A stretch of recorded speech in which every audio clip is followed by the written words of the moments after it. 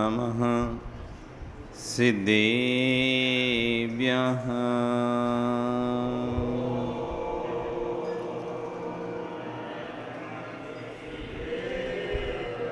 ॐ नमः सिद्धेभ्यः।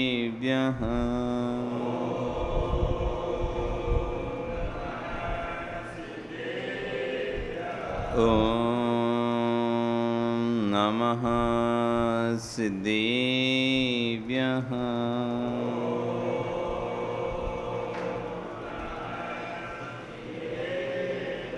तेरी अड़िए खगिणाए रुतारी मोय सिर सिर बेहू आयरी राऊ पसियो परवादीण्यो भव्य जी लोए। नमो अरियंताणम नमो सिद्धाणम नमो आयरियाणम नमो वच्छायाणम नमो लोए सविशाणम। बोले अनंत से परमेष्टि भगवान की, आदिरम आदिनाथ भगवान की, वर्तमान शासन महावीर भगवान की, आचार्य कुंद कुंदेव स्वामी महाराज की, आचार्य गुरु विश्व सागर जी महाराज की, अहिंसा में विश्व धर्म की।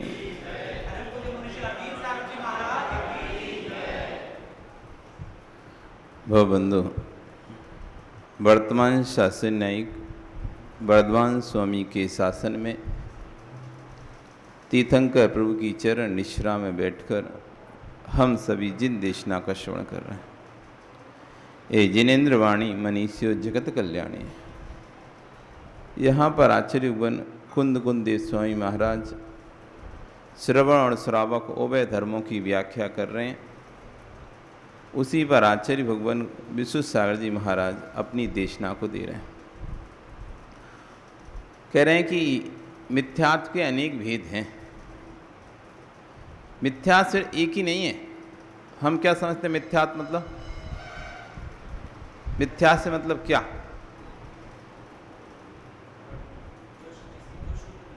मिथ्यात्व से मतलब क्या? किसे कहते हैं मिथ्यात्व? क्या पता है आपको मिथ्यात्व के बारे में परिभाषा?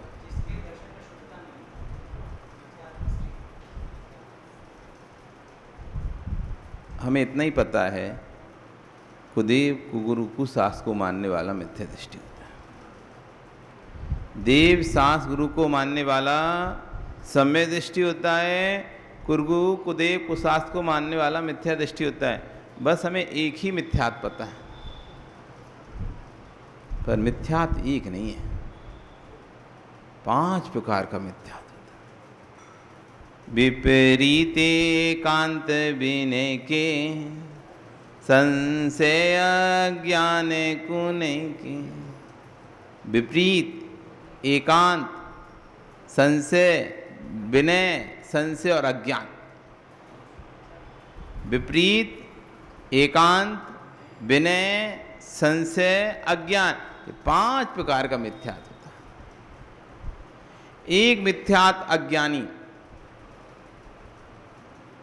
देह जीव को एक गिने बहिरातम तत्व मुदा है। जो शरीर और जीव को एक ही मान रहा है वह भी मिथ्या दृष्टि। देव शास्त्र गुरु को मानता है, पर देव शास्त्र गुरु पर आस्था सिद्धांत करता है, लेकिन अपने शरीर में कमी ना हो जाए।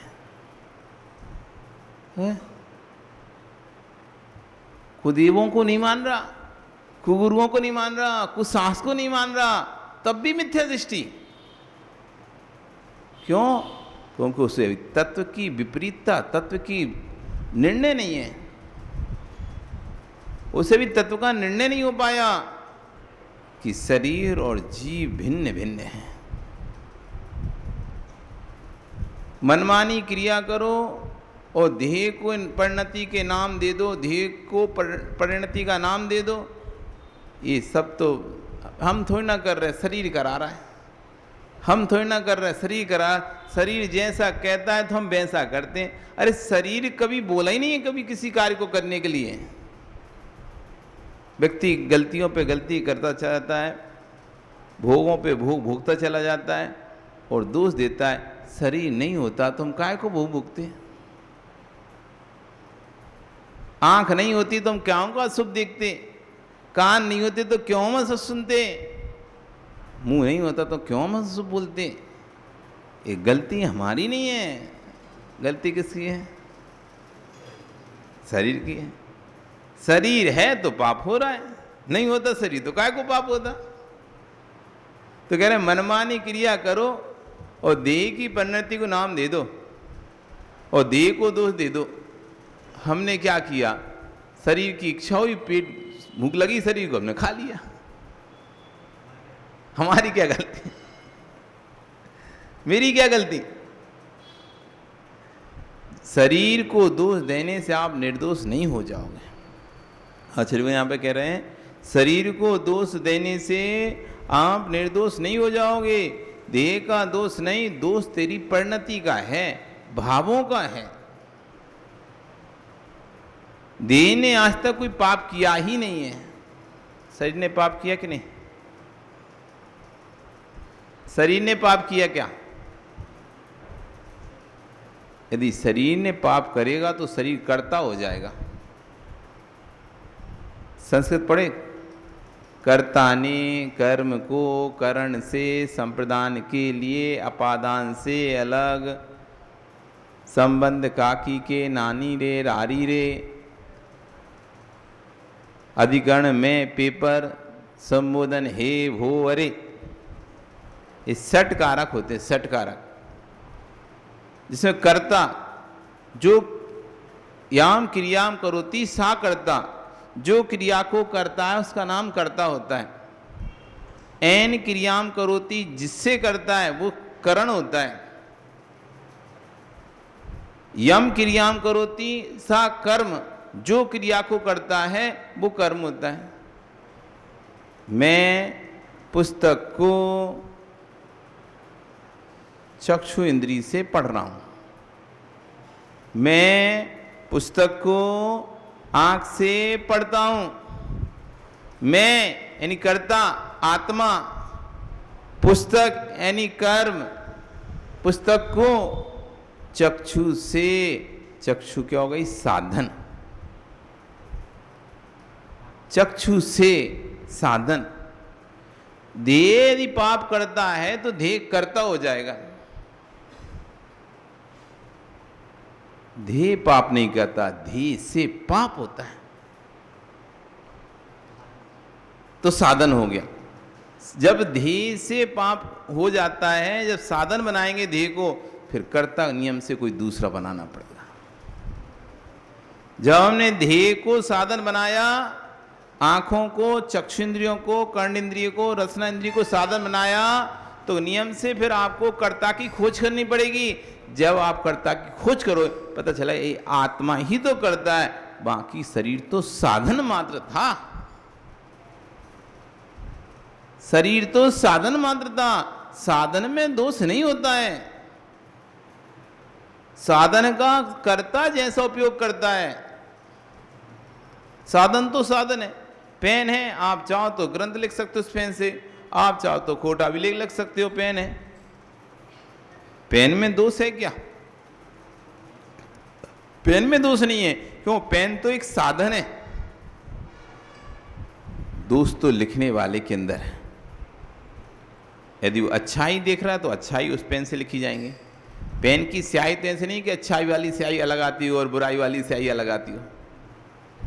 तो जाके वो बुक सेलर से कहते हो भैया अच्छाई लिखने वाला पेन दो, बुराई लिखने वाला पेन दो, ऐसा मांगते हो कि माणिक जी? माणिक का विजय जी ऐसा मांगते हो क्या कि अच्छाई लिखने वाला पेन दे दो, बुराई लिखने वाला पेन दे दो? नहीं मांगते ना। क्यों? क्या पेन से बुराई नहीं लिखी जाती? क्या पेन से अच्छाई नहीं लिखी जाती? फिर तो पेन अच्छा बुरा होगा ना। अच्छा लिखे तो अच्छा पेन, बुरा लिखे तो बुरा पेन। पहले क्या होता था, अब हैंड राइटिंग स्वयं की खराब, पेन को दो दे, पेन अच्छा नहीं चल रहा, खराब हैंड राइटिंग आ रही है इससे। अरे पेन से क्यों खराब हैंड राइटिंग आएगी? आपको ही लिखना नहीं आता अच्छे से, तो पेन क्या करेगा? जिसकी हैंड राइटिंग सुंदर होती है उसे कोई सा ही पेन पकड़ा दो, हर पेन से सुंदर लिखेगा। और उसकी हैंड राइटिंग ही खराब है तो महंगे से महंगा पेन भी ला के दे दोगे तो हैंड राइटिंग तो सुधर नहीं जाएगी ना। तो कहता है पेन खराब है, इससे अच्छा नहीं लिखा होता, पेन खराब है इससे अच्छा नहीं लिखता, अच्छा वाला पेन दो हमें। देखो उसको अच्छा वाला पेन है इसलिए उसकी राइटिंग अच्छी है। राइटिंग अच्छी होगी तो पेन कोई सा भी मिल जाएगा, आप अच्छा ही लिखोगे। शरीर तो निर्दोष है, शरीर का कोई दोष नहीं है, शरीर को दोष देने से आप निर्दोष नहीं हो जाओगे। देह का दोष नहीं, दोष तो तेरी परिणति का है। देह ने आज तक पाप किया ही नहीं है, वस्तु ने कभी पाप किया ही नहीं है। शरीर पाप कराता ही नहीं, शरीर पाप कराता होता तो मुनि बनकर कैसे बैठ गए? यदि शरीर पाप कराता तो कोई मुनि नहीं बन पाता।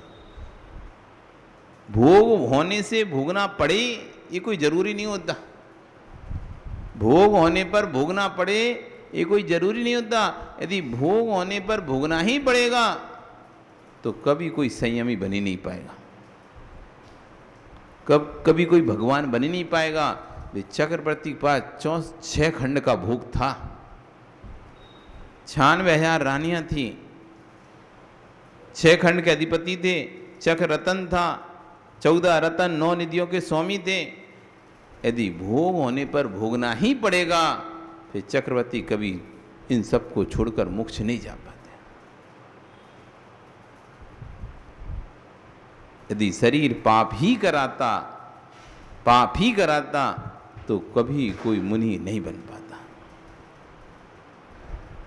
जिसके पास दर्शन नहीं है, जिसके पास चिंतन नहीं है, तो एक ने कहा हो तो दूसरा भी कहेगा हो। आपकी स्वयं की सोच नहीं है, यदि आपकी स्वयं की प्रज्ञा नहीं है तो फिर एक ने कहा ऐसा, हाँ हाँ ऐसा, ऐसा नहीं तो हाँ हाँ ऐसा नहीं। तो जिस के पास दर्शन नहीं उसके पास अपना खुद का चिंतन भी नहीं, जिसके पास स्वयं की तर्क बुद्धि नहीं होती ना, तो जितना किसी ने कह दिया बस उतना। आप देखो कुछ बच्चे होते हैं पढ़ते थोड़ा सा लिखते ज़्यादा है, पढ़ते थोड़ा सा है लिखते ज़्यादा है। क्यों भाई इतना कैसे लिख दिया? हिंट ले ली बस हमने, समझ गए क्या लिखना है, अपने हिसाब से लिख दिया। चिंतन है, जिसके पास दिमाग है तर्क बुद्धि है उसी के पास चिंतन चल पाएगा, नहीं तो जितना लिखा है वही लिखेगा, उसमें भी भूल जाएगा, रटेगा। जिस पास स्वयं का चिंतन नहीं ना वो रटता है वस्तु को, और जिस पास स्वयं का चिंतन हो वस्तु को समझता है। करना कैसे? बैठना है ना, ठीक है हम ऐसे बैठेगा, खड़ा होना है ना हम ऐसे खड़ा हो, देखना ही है हम ऐसे देख लेगा। स्वयं का चिंतन होगा तो वस्तु को अपने हिसाब से वो एडजस्ट करके चल लेगा, वो नहीं होगा तो लकीर का फकीर, जितना कह दिया बस, इससे आगे कुछ नहीं। तो जिसका पास दर्शन नहीं, जिसके पास चिंतन नहीं, तो एक ने कहा हो तो दूसरा भी कहता है हो भैया। यदि शरीर नहीं होता, इंद्रियां नहीं होती तो आज जनवाणी कैसे सुन पाते? क्योंकि कई दर्शन ऐसे हो जिन्होंने इंद्रियों को दोष दिया, आंखों को फोड़ लिया। आंख पाप कराती है तो उन्होंने आंखों को फोड़ लिया।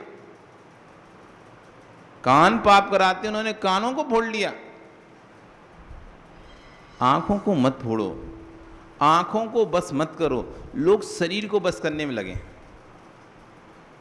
कोई इंद्री को बस में कर रहा है, कोई रसना इंद्री को, कोई घ्राण इंद्री को, कोई चक्षु इंद्री को, कोई कर्ण इंद्री को, कोई स्पर्श इंद्री को। किसी को बस में मत करो। इंद्रियों के बस में होने से पाप नहीं रुकेगा।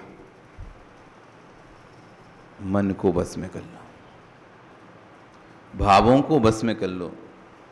इंद्रियों की हिम्मत नहीं है, ताकत नहीं है वो कहीं चली जाए। इंद्रियों के क्या अंधे लोगों के अंदर वासनाएं नहीं आती क्या? क्या अंधे लोगों के बच्चे नहीं होते क्या? उनके अंदर वासनाएं जागृत नहीं होती क्या? यदि देखने से वासना जागृत होती हैं तो जन्म से अंधे व्यक्ति के अंदर भी वासना जागृत हो जाती हैं। यदि छूने से वासना जागृत होती हैं तो जिनके हाथ नहीं होते उनके अंदर ही वासना जागृत हो जाती हैं। इसलिए इंद्रियों को फोड़ने की जरूरत नहीं है। लोगों ने इंद्रियों पर नियंत्रण करो, इंद्रियों पर नियंत्रण करो। जैन दर्शन कहता है इंद्रियों पर नियंत्रण नहीं करो, पहले मन पर नियंत्रण करो, क्योंकि सबका सरदार है मन। सभी इंद्रियों का सरदार कौन है? मन। यदि सरदार पर नियंत्रण कर लिया, इंद्रिय अपने आप नियंत्रण हो जाए। लंबे समय तक युद्ध क्यों चलता है? क्योंकि उस जिस पर आक्रमण किया जाता है उसका सरदार पकड़ा नहीं जा रहा, उसका सरदार बस में नहीं हो रहा। तो इधर बम फेंक रहे, उधर बम फेंक रहे, उधर बम फेंक रहे, मूल व्यक्ति नहीं पकड़ा जा रहा जो वहां का है। इसलिए लंबा चल ही रहा है। यदि मूल पकड़ा हो जाता बात खत्म। युद्धों में क्या होता था? युद्ध कब तक चलता था? जब तक राजा बस में नहीं होता था।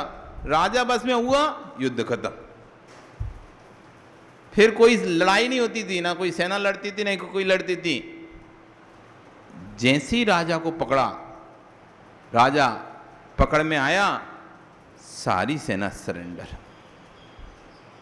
क्योंकि जिसके लिए सेना लड़ रही थी वो व्यक्ति ही जब बस में हो गया है सामने वाले के, अब सेना लड़े किसके लिए? तो सारी सेना अपने आप सरेंडर हो जाती है। और जिसके पक्ष में वो राजा हो गया तो सेना भी सारी उसी पक्ष में। इसलिए सभी इंद्रियों का सरदार कोई राजा है तो उसका नाम है मन। मन हस्ती पर यदि नियंत्रण करना है, मन रूपी हाथी पर नियंत्रण करना है तो ज्ञान रूपी अंकुश लगाना पड़ेगा। जैसे हाथी पर नियंत्रण करने के लिए क्या करना पड़ता है? अंकुश लगाना पड़ता है। अंकुश के से हाथी नियंत्रित होता है। ऐसे इस मन रूपी हाथी को यदि नियंत्रित करना है, ज्ञान रूपी अंकुश इस मन पर लगा दो। फिर देखो, जब मन रूपी हाथी बस में हो गया, फिर छोटी मोटी चीजें तो वैसी बस में हो जाएंगी। हाँ, हो जाती है। इसने मन को बस में कर लिया, इंद्रियां उसके बस में है। इंद्रियों को बस नहीं करो।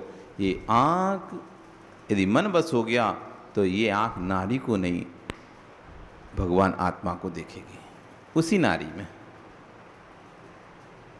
यदि मन बस हो गया तो जिस नारी को देखकर वासनाएं आ रही थी, उसी नारी को देखकर वैराग आएगा।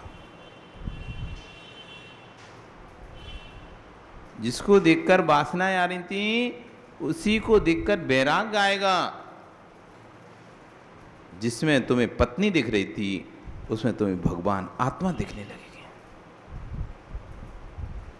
वही आंखें रहेंगे, वही कान रहेंगे, वही नाक, वही मुंह रहेगा, वही शरीर रहेगा। लेकिन जैसे ही मन पर नियंत्रण हुआ, जो तुम्हें वासना का पिंड दिखाई दे रहा था, अब वो तुम्हें वैराग्य का साधन बन जाएगा। सुकौशल सुकुमाल मणिदास से पूछो, सुकुमाल मणिदास से पूछो, जो अपने रनवास से बाहर ही नहीं निकलते थे, अपनी पत्नियों में ऐसे रमे रहते थे, क्योंकि जब उनका जन्म हुआ था तब जो पिता ने घर में ही राज तिलक करके दीक्षा ले ली थी। घर में ही राज तिलक करके दीक्षा ले ली। उससे उसकी पत्नी बहुत ही आहत हुई, पिता मतलब पति के दीक्षा लेने से। इधर गर्भस्थ थी पत्नी, तो 9 माह का गर्भ चल रहा था। इधर उसके पति को बैराग हुआ, उसने कहा मैं तो जा रहा हूँ। तो पत्नी ने बहुत रोका, भैया पहले पुत्र का जन्म हो जाने दो, हम इस अवस्था में है, राज को किसके भरोसे छोड़ के जाओ, कोई तो उत्तराधिकारी होना चाहिए ना राज का, तब तो राज को छोड़ के जाओ। उसने कहा नहीं, समय का भरोसा नहीं है, मैं तो जाता हूँ, जो होगा सो होगा। और रहा उत्तराधिकारी की बात, तो मैं अभी गर्भ में ही सबके सामने इसका राज तिलक करता हूँ, जब तक ये बड़ा नहीं होगा, जब तक तुम राज संभालना, और जब ये बड़ा हो जाए तो इसको राज दे देना। वो गर्भ में ही राज तिलक करके निकल गए। अब जब बालक का जन्म हुआ तो ज्योतिषी को बुलाया गया।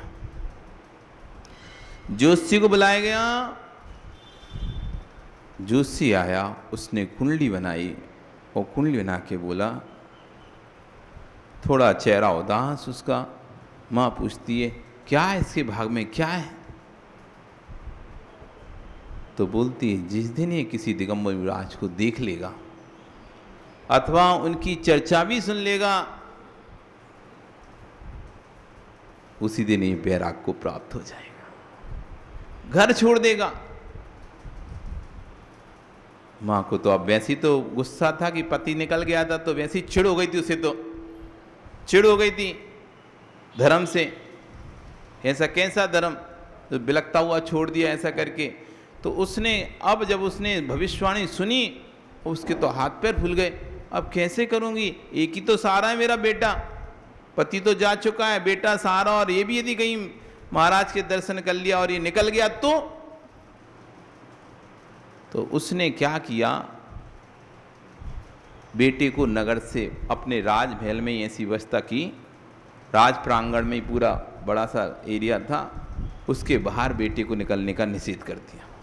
मतलब घर के अंदर ही इतनी सुविधा बना दी, मित्र जो भी हैं, पार्क, घूमने के स्थान जो भी थे, कीड़ा के स्थान, उद्यान वगैरह, सब महल के अंदर ही तैयार कर दिए। पूरा नगर महल के अंदर बना दिया, बसा दिया। कैंपस होता है ना, कैंपस जैसे स्कूल का, कॉलेज का कैंपस होता है, तो उसमें पूरा दुकान मुकान सब खोल देते हैं, मॉल सब खुल जाता है। एक बड़ा सा कैंपस हुआ, उस कैंपस में ही हजारों लाखों लोग रहते हैं, बिल्डिंग रहती हैं, 10-10, 20-20 माला की बिल्डिंग रहती हैं, और एक नहीं 10-10, 20-20 बिल्डिंग रहती हैं। उसी में फिर मॉल में उधर ही कैंपस में दुकानें खुल जाती हैं, बाहर जाने की जरूरत नहीं पड़ती, कैंपस से बाहर जाने की जरूरत नहीं पड़ती, कैंपस में ही सब सुविधाएं हैं। वहीं स्विमिंग पूल है, वहीं टॉकीज है, वहीं सब कुछ है, घूमने फिरने का, खाने पीने का, सब चौपाटी पर। अच्छा लंबा एरिया में कैंपस रहता है, तो घूमते रहो कॉलोनी बढ़िया, और बाहर कैंपस के बाहर नहीं जाना। ऐसी उसने जो राजमहल का कैंपस था, प्रांगण था पूरा, उसी में इस तरह की व्यवस्था कर दी कि जैसे यही नगर है, इसके बाहर कोई नगर ही नहीं है। और बेटे को कभी बाहर निकलने ही नहीं दिया। क्यों? क्योंकि देखिए बाहर निकला, और शहर में तो, नगर में तो महाराज आते ही जाते रहते हैं, तो फिर तो हो ही जाएगा। ये तो अपना स्थान है, यहाँ तो किसी को आने के लिए परमिशन चाहिए पड़ेगी। राजमहल है ये तो, राजमहल का कैंपस से कोई आ नहीं सकता। बाहर द्वारपाल है, द्वारपाल को निर्देश दे दिया कोई भी दिगंबर मुनिराज को अंदर प्रवेश नहीं करने देना, और कोई भी मुनिराज के बारे में चर्चा भी नहीं करेगा, और ना कोई इसके पिता के बारे में चर्चा करेगा। बोल देना मर गए, देहांत हो गया। शुरू से उसे यही बताया कि तुम्हारे पिता चले गए, उसे यही पता था कि उसके पिता मर चुके हैं। माँ उसी हिसाब से रहती थी, पिता के जाने के बाद जैसे रहते हैं विधवा के रूप में, तो रहती थी। तो किसी को उस बेटे को पता नहीं चला कि पिता महाराज बन गए, और सख्त निर्देश था, जिसने भी बताया उसके प्राण चले जाएंगे, ध्यान रखना। धोखे से ही पता चल गया बेटे को कि उसके पिता मुनिराज बन गए, उसी के उसी दिन प्राण को देना पड़ेगा। इसलिए कोई भी कुछ नहीं बोल रहा था महल में, सब चल रहा था। चलते चलते बेटे बड़ा भी हो गया, उसी की शादी भी हो गई, और अपने महल में अपनी रानियों के साथ मस्त रहता। उसे वही पूरी दुनिया दिखाई दे रही थी, उसी को पूरी दुनिया समझता था। क्योंकि उसके बाहर की उसने दुनिया देखी नहीं थी। सब मित्र परिवार सब वहीं कैंपस के अंदर था, उसके राजमहल के अंदर ही।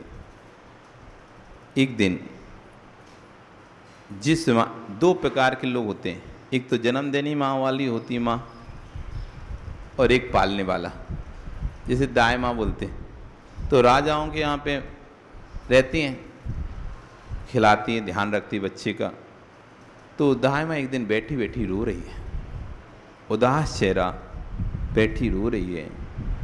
बेटा आता है, माँ क्या हुआ, किसी ने कुछ बोला आपको, किसी ने आपके सम्मान में कोई कमी की जो आप उदास हो? माँ कहती कोई बात नहीं, कुछ नहीं हुआ। नहीं कुछ तो हुआ है, बताओ। मेरी माँ ने आपको कुछ बोला हो तो मैं अभी उनको भी जाके पूछता हूँ, उनको भी डांटता हूँ या उनको भी कहता हूँ, क्योंकि उसने सिर्फ जन्म ही दिया है, लेकिन आपने संस्कार दिए, पाला पोसा है। आपका सम्मान मेरी नज़र अपनी माँ से भी अधिक है। किसी ने कुछ कहा हो तो बताओ मुझे भी, मैं अभी उसको दंड करता हूं, मैं राजा हूं, अभी दंडित करता हूं। पर वो तो रो रही, कुछ नहीं बोल रही। बार बार पूछने के बाद तब वो ससक के बोलती है, आज बेटा इस नगर में एक मुइराज आए थे, तुझे बताया नहीं, लेकिन आज तक किसी ने,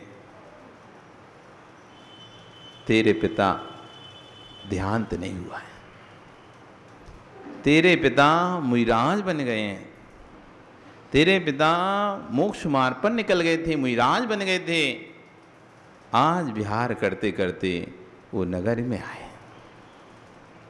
वो नगर में आए तो तेरी माँ के आदेश से जो सेवक उनके चरणों की सेवा करते थे, आज उन्हीं सेवकों ने उनको धक्का देकर बाहर निकाल दिया।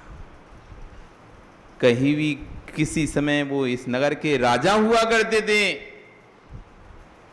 और ये सेवकों की हिम्मत नहीं होती थी आंख उठाकर भी देखने की। आज उन्हीं सेवकों ने महाराज को धक्का देकर बाहर कर दिया।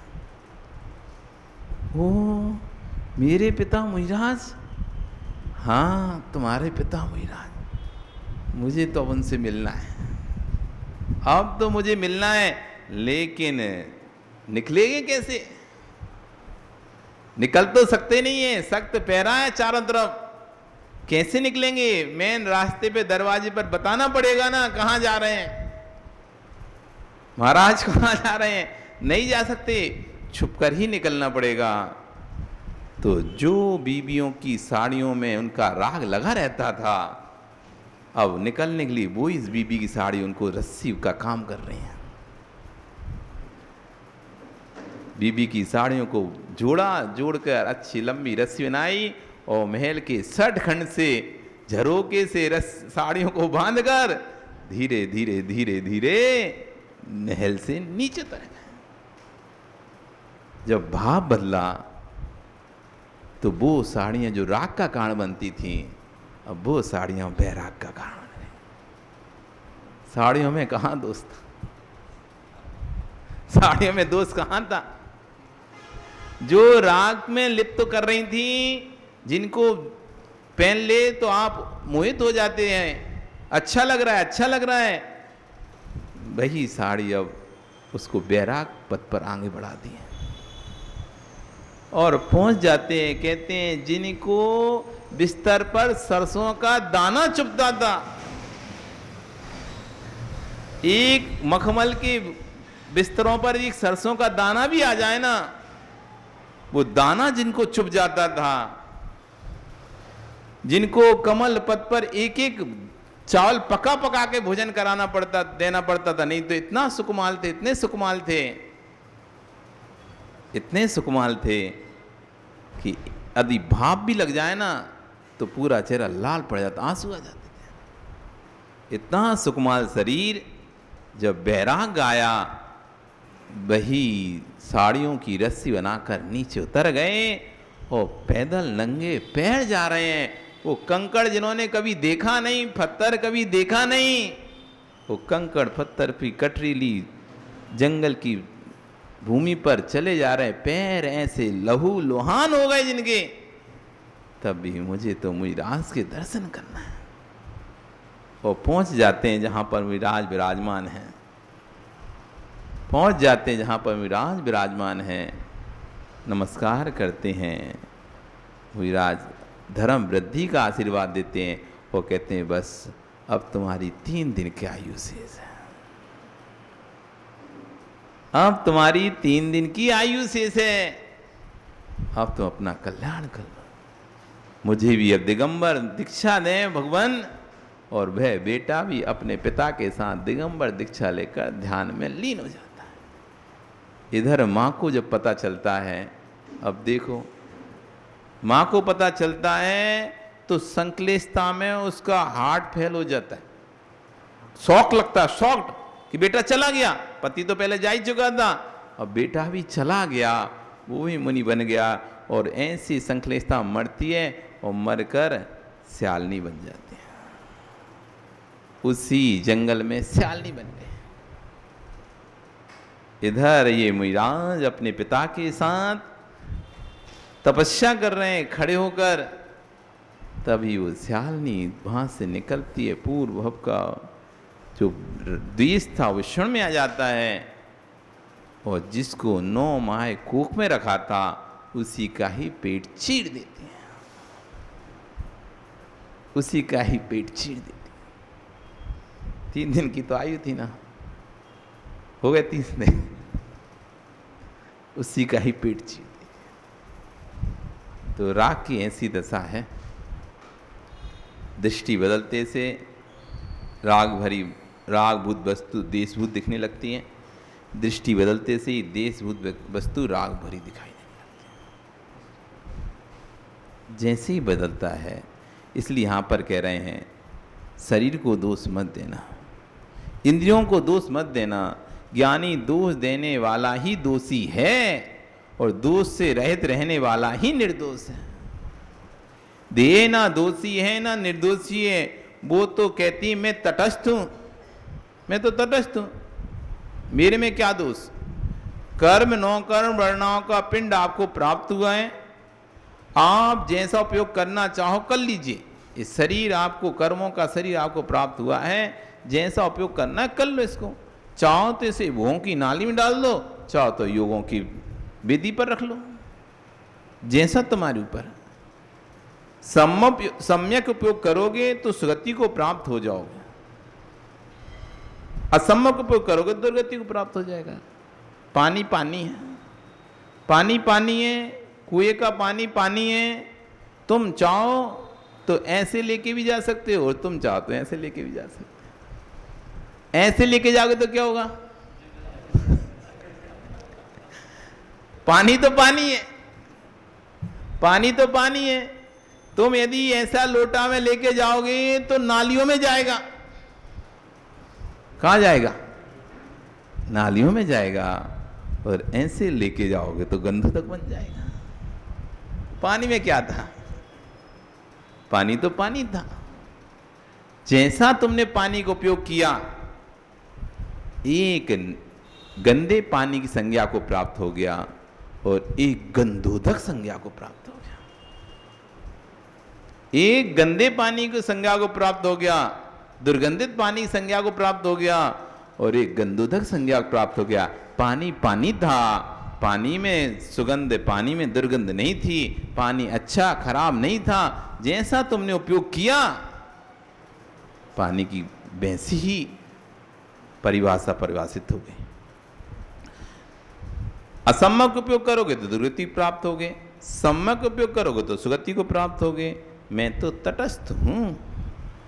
ये शरीर वर्णाएं कह रही हैं, हे मोक्षु, तेरे जैसे पागल मुझसे अनंतानंत मिलते हैं। आज तुझे मिल गई मैं, कल यहां से जाऊंगी दूसरे को मिल जाऊंगी। शरीर जलेगा, नष्ट होगा, तो बद वर्णाएं थोड़ी ना नष्ट होंगी। वो वर्णाएं वापस किसी नए शरीर को मिल जाएंगे। मैंने तेरे जैसे कई पागलों के साथ रह लिया है, तू छूटा तो मैं दूसरे से चिपक जाता हूं। तू मेरा उपयोग कर लेता है, तू मेरा जैसा उपयोग कर लेता है, एक नरक जाता है, दूसरा सिद्धा ले जाता है। तो कोई तिरंज तो कोई मनुष्य बनता है, परंतु मैं अपने आप में मस्त रहता हूं, क्योंकि मेरा काम है, यदि तुम राग करोगे तो मैं बंधूंगा। जब तक तेरी आयु अवशेष है तब तक तेरे साथ हूं, जब तू जाएगा तो वरना किसी के साथ और चिपक जाएंगे। किसी के शरीर को देखकर ग्लानि मत करना। जिस शरीर से आप ग्लानि कर रहे हो, अगली पर्याय में वे ही शरीर की बढ़ना तुझे मिल गई तो क्या करोगे? ओहो, कैसा ये सुअर है, उस सुअर से ग्लानि कर रहे हो, अगले भव में जाकर के तुम ही सुअर बन गए तो आचार्य बन गए। जिस पर्याय से तुम ग्लानि करे, इसलिए किसी पर्याय से ग्लानि मत करो। हर पर्याय को ज्ञेय बनाओ, हर वस्तु को ज्ञेय बनाना सीखो। भिखारी उसको भी ज्ञेय बनाओ। जो दलिद्री है, दलिद्री बिल्कुल ऐसा घूम फिर रहा है, फटे पुराने कपड़े और पूरा शरीर विवश हो रहा है, उसको भी ज्ञेय बनाओ। जिसके शरीर से कुष्ठ आदि रोग निकल रहे हैं, शरीर में फी पूड़े पड़ चुके हैं, दुर्गंध आ रही हो, उस व्यक्ति को भी ज्ञेय बनाओ। ये सभी पर्याय तुम्हें प्राप्त हो रही हैं, और जिससे मैं ग्लानि करूँगा कहीं भविष्य में मैं ही वैसा नहीं हो जाऊं। हाँ, किसी को ग्लानि होती है, किसी के सफ़ेद दाग आदि हो जाते हैं तो उससे अरे कैसा है, पता चला आखिरी उसको ही सफ़ेद दाग होना है। अब कर किससे ग्लानि करें? अब करो किससे ग्लानि करोगे? जिससे तुम ग्लानि कर रहे थे वैसी पर्याय तुम्हें प्राप्त होगी तो फिर क्या करोगे? इसलिए आचार्यगण कहे ग्लानि कर, जिस शरीर से तुम आप ग्लानि कर रहे हो, अगली पर्याय वे ही शरीर वरना तुझे मिल गई तो क्या करोगे? मत करो ग्लानि किसी से। मल से भी मन में मलिन मत करो, मल से भी मन को मलिन मत करो। सम्यक दृष्टि धर्मात्मा वही होता है जो मल से भी मन को मलिन नहीं होने देता है। मल देखकर भी जिसका मन मलिन नहीं हो रहा है, वही सम्यक दृष्टि धर्मात्मा है। मल देखकर आदमी को ऐसा हीक आती है, उस मल को भी देखो, ये मल उन्हीं पदार्थों का है जिन्हें मैंने चाव से खाया था। वही पकवान है जिन्हें चटकारा लेके खा रहा था और कह रहा था अरे ऐसा तो कभी मैंने खाया ही नहीं है, ऐसे पकवान तो मैंने कभी खाए नहीं है, बहुत सुंदर पकवान है। अब उन पकवान का क्या हो गया? ये मल बन गया है।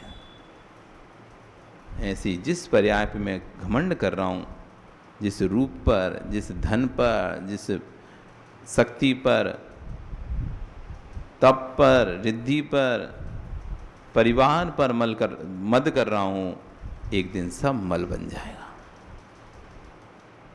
जितना अच्छा सुंदर था भोजन, अब मल भी देख लो। उस मल देखकर नाक मत सुकोड़ो, उस मल को भी देख लो, ये वही भोजन का मल है जो मैंने खाया था, कोई दूसरा मल नहीं है। वो जो भोजन तुमने किया था उसी भोजन का मल है। वो किसका मल है? क्या अलग से आया कोई मल? कहीं अलग से बना क्या? वही भोजन का मल बन गया है।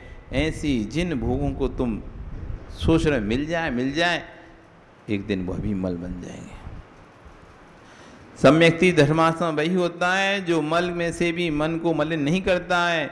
जिसका मल को देखकर मन मलिन होता है उसका मन ही मल है। जिसको जगत के जीव बुरे लगते हैं, जगत की सामग्रियां बुरी लगती हैं, विश्वास रखना उसका मन ही बुरा है, मलिन है।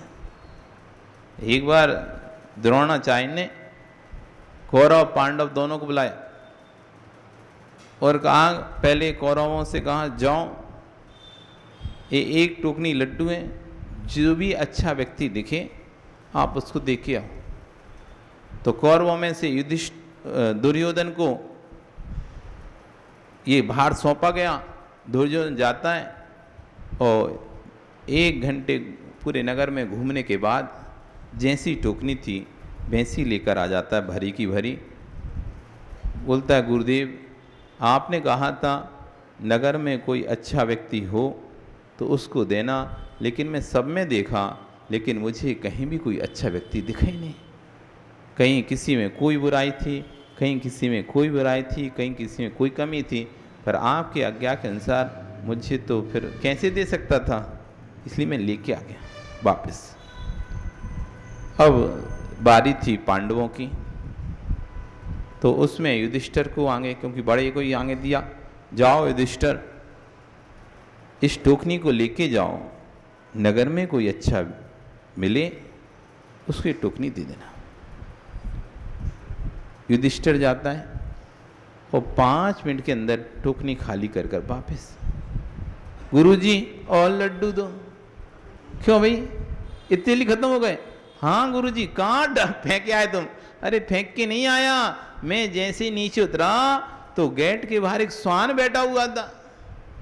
तो मैंने कहा देखो, ये स्वान दिन यहाँ सुरक्षा करता रहता है द्वार की, एक रोटी खाता है और 24 घंटे सुरक्षा करता है, इससे बड़ा गुण क्या होगा? इतनी ईमानदारी से, सजगता से पहरा देता है, रात भर हम शांति से सोते हैं, लेकिन वो स्वान रात भर पहरा देता है, सोता भी नहीं है, जागता रहता है और हमको सतर्क करता रहता है, इससे बड़ा गुण क्या होगा? तो मैं तो गुरुजी सारे लड्डू उसको ही दिया। अब और दो, तब तो आगे बढ़ूं देखने के लिए, नगर तक जा ही नहीं पाया। तब गुरु कहते हैं दुर्योधन, उसका नाम, दुर्योधन का नाम पहले शुद्धोधन था, तो शुद्धोधन तुम दुर्योधन हो, ये देखो युधिष्ठिर, ये धर्मराज है। इसे हर व्यक्ति में, व्यक्ति तो छोड़ो, उसको जानवर में भी गुण दिखाई दे रहे हैं, तुमको तो व्यक्ति में भी गुण नहीं दिखाई दिए। ये तुम्हारा मन मलिन जब हो जाता है तो किसी में गुण दिखाई नहीं देते, मन पवित्र होता है तो फिर स्वान में भी गुण दिखाई देने लगते हैं।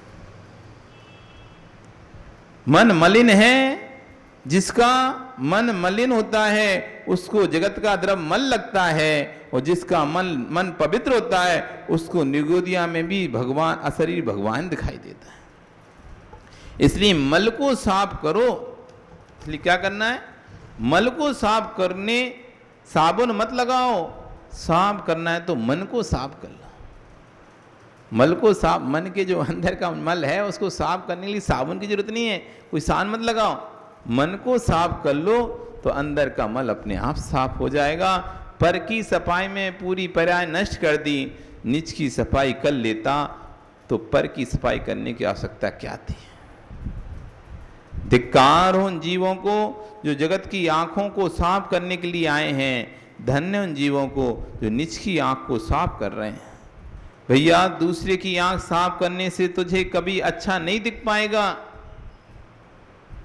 अब तुम लगे हो आंख में तो तुम्हें स्वयं के मोतिया बिंद है, आंख में तो कांचिया बिंद हो गया, आंख में तो पानी चढ़ गया, नस सूख गई, अब तुम चश्मा पहुंच रहे, पहुंचो चश्मा, धुंधला दिख रहा है।